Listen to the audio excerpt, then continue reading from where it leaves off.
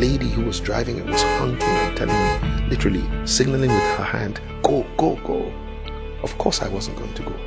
I wouldn't go, even if I could, but I wouldn't. And finally, when the light turned green and we turned onto another major intersection, this lady drove up behind me and she started to frantically, as she wound down her glass, said to me in a language that I understand, Yoruba, "Ori owe, ori owe." And she was just saying to me, you are mad, you are crazy, for essentially stopping at a red light. What the lady didn't realize is that I am a commissioned officer of the Nigerian police force. And literally, it's unlikely that anybody would have arrested me as a policeman simply because maybe I went past the light.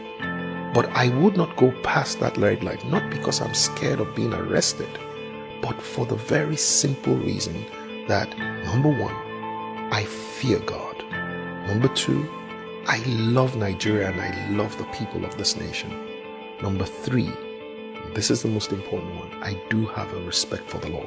That respect for the law is a respect that I have chosen to give the law because of my values.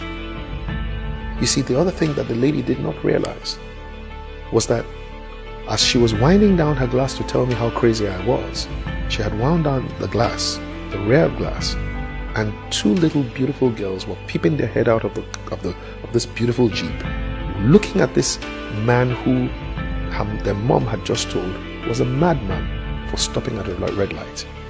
And you see, basically what had happened was they had just gone through their first driving lesson, 5-year-old and 8-year-old girl, and they just learned from their mom that anyone who stops at a red light is crazy.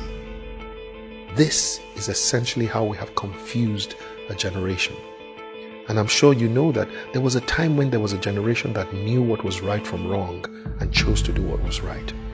And somehow they passed on the wrong signal to the next generation. Once that generation got confused, they started to look at what was right and look at what was wrong and called what was wrong all right. You know, the word all right comes from two words, altered right. It used to be wrong, but somehow now it's altered right. It's all right. But guess what? We have now come to another generation, and I think they are the most confused. This is the generation that begins to think that what is wrong is right and what is right is wrong. And so we have to go to a place where we restore not only our values, but we put it back, the right values, into the consciousness of our people.